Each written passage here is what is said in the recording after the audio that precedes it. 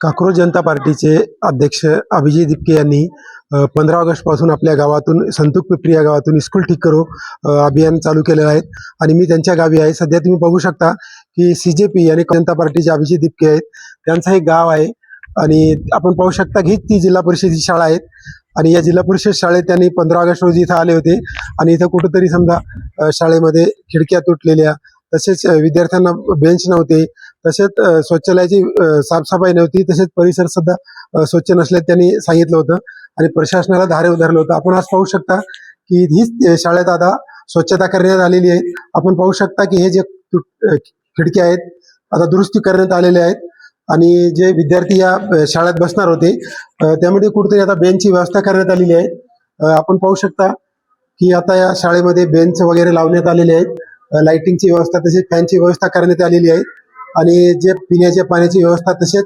CCTV कॅमेरे सुद्धा लावण्यात आलेले आहेत।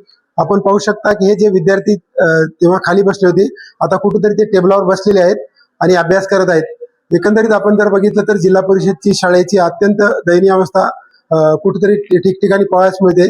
मात्र अभिजित दिपके यांनी हा मुद्दा कुठेतरी आता उचलला असून जिल्हा परिषदच्या शाळा आता कुठेतरी दुरुस्ती होण्यास सुरुवात झालेली आहे।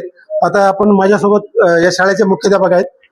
सर, इथले जे अभिजित दिपके आहेत काक्रोश जनता पार्टीचे, त्यांनी आपल्या शाळेला भेट दिली होती। शाळेमध्ये अनेक समस्या होत्या, आज त्या शाळेच्या समस्याचं निवारण झालं। त्यांनी इथं भेट सुद्धा दिलेली आहे। काय काय दुरुस्ती केली आपण आणि काय पूर्वीची परिस्थिती आणि आत्ताची परिस्थिती काय आहे? शाळेची परिस्थिती काही त्रुट्या नक्कीच होत्या पूर्वी, परंतु त्या त्रुट्या पूर्ततेसाठी आम्ही अनेक वेळा या संदर्भात आमच्या ग्रामशिक्षण शाळा व्यवस्थापन समितीला वगैरे सूचितही केलेलं होतं, परंतु त्या सुटत नव्हत्या। बऱ्याच प्रयत्न आता गाव पातळीवर त्या दिवशी आल्यानंतर लोकांमध्ये एक जागृती निर्माण झाली। जागृती निर्माण झाल्यानंतर प्रत्येकाने स्वतःच्या म्हणजे ह्याच्यानं तयारी दाखवत होतं आणि आमचे प्रयत्न आणि गावकऱ्यांचे प्रयत्न, शाळा व्यवस्थापन समिती आणि आमचे जे सरपंच आहेत, सरपंचाने विशेष पुढाकार घेऊन या बाबीला प्राधान्य दिलं आणि आम्ही त्यामध्ये मेहनत घेतली आणि अवघ्या 3 दिवसामध्ये इथे जी खिडक्या फुटलेल्या होत्या त्या दुरुस्ती केल्या, त्याच्यानंतर CCTV बसवले, स्वच्छतेचे काही पाण्याची व्यवस्था नव्हती तिथं पाणी व्यवस्था आज रोजी झालेली आहे। गाव पातळीवर गावांनी जर प्रयत्न केलं तर नक्कीच बदल होते। शासन आपल्या परीनं अनेक गोष्टी पुरवत असतो, परंतु गाव पातळीवर जतन करण्याचं काम सुद्धा गाव पातळीतल्या लोकांनी केलं पाहिजे। प्रत्येक नागरिकाचं कर्तव्य आहे की शाळेमध्ये प्रत्येक गोष्ट दिलेली, शासनानं दिलेली ती जतन करण्याची जबाबदारी असते। शाळा आपली आहे, माझी शाळा आहे, माझ्या गावची शाळा आहे, माझी लेकरं, माझे भाऊ, माझं कोणीतरी नातेवाईक या शाळेमध्ये शिकते, म्हणून आपण जसं आपल्या घराचं, आपल्या वस्तूचं संरक्षण करतो तसंच गाव पातळीवर जर संरक्षण झालं तर नक्कीच शाळा सुधारतील। अजून आम्हाला अनेक गोष्टीत बदल करायचा आहे। आता गाव सहकार्य करण्याची तयारी दर्शवत आहे। सरपंच, शाळा व्यवस्थापन समिती आणि गाव आणि शाळेतील सर्व स्टाफ, माझे स्टाफ जे आहे त्या सगळ्या स्टाफनं अतिशय 24 घंटे माझ्यासोबत मेहनत घेतली आणि त्यांच्या पुढाकारातून, सगळ्या गावकऱ्यांच्या पुढाकारातून आज आम्हाला या 2-3 दिवसामध्ये चांगलं यश येत असलेलं दिसून आलेलं आहे। सर, सुट्टीच्या दिवसामध्ये सुद्धा काम चालू होतं असं आणि खरंच आज शाळेचा खूप सुंदर परिसर झाला। विद्यार्थ्यांचा बसायचं टेबलाची व्यवस्था झाली, CCTV लावले आणि खरंच जे अभिजित दिपके त्यांनी जे उपक्रम हाती घेतला की शाळा दुरुस्ती करू अभियान, आपण पाहू शकता की जिल्हा परिषदच्या अनेक दयनीय अवस्था आहेत, कुठेतरी छत गळतं, खिडक्या तुटलेल्या आहेत आणि त्यांच्या या उपक्रमामुळे कुठेतरी हिंगोली जिल्ह्यातील शाळा आता दुरुस्ती होण्यासाठी सुद्धा सुरुवात झाली आहे।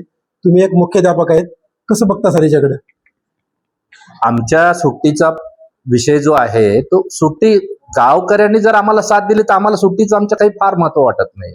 आम्ही पहिल्यांदाच म्हटलं की आम्ही लागेल तेवढा वेळ देऊ, आम्ही ते करायला तयार आहोत, पण आम्हाला कोणीतरी देणाऱ्याचे हात जर समोर आले तर आम्हाला त्याच्यामध्ये बदल करता येतो। आम्ही दुरुस्त करून चालत नाही, त्याचा सांभाळ बी झाला पाहिजे, जतन झालं पाहिजे, संरक्षण झालं पाहिजे। ह्याही गोष्टी तेवढ्याच लोकांमध्ये अवेअरनेस येणं महत्वाचं आहे। आज मी आव्हान केलं होतं त्या दिवशी की आमच्या एका दिलीप घोगे साहेबांना की बाबा आमच्या शाळेला संगणक नाही तर आमचे लहान लेकरं त्यांनाही संगणकाचं ज्ञान यावं, म्हणून त्यांनी 5 कॉम्प्युटर देण्याचं कबूल केलं। आज अभिजित दिपके साहेबांच्या समोर त्यांनी 2 कॉम्प्युटर आणून दिलेले आहे। शासन पुरवत असते, सरकारी यंत्रणा आपापल्या परीने काम करत असते, परंतु अनेक गोष्टी अशा असतात की ते गाव जोपर्यंत सहकार्य करत नाही, गावातली प्रमुख लोक जोपर्यंत पुढाकार घेत नाहीत, तोपर्यंत फार मोठा बदल दिसून येत नाही. पण आज आमच्या गावामध्ये चांगला सकारात्मक चांगला बदल, भरीव स्वरूपाचा बदल दिसून येत असताना दिसत आहे. आणि भविष्यामध्ये खूप काही या गावामध्ये बदल, आमच्या शाळेमध्ये बदल होईल. आमचे प्रयत्न नक्कीच आहेत. गाव सहकार्य करत आहे, म्हणून आता म्हणजे आमच्या शाळेमध्ये चांगला बदल अपेक्षित आहे.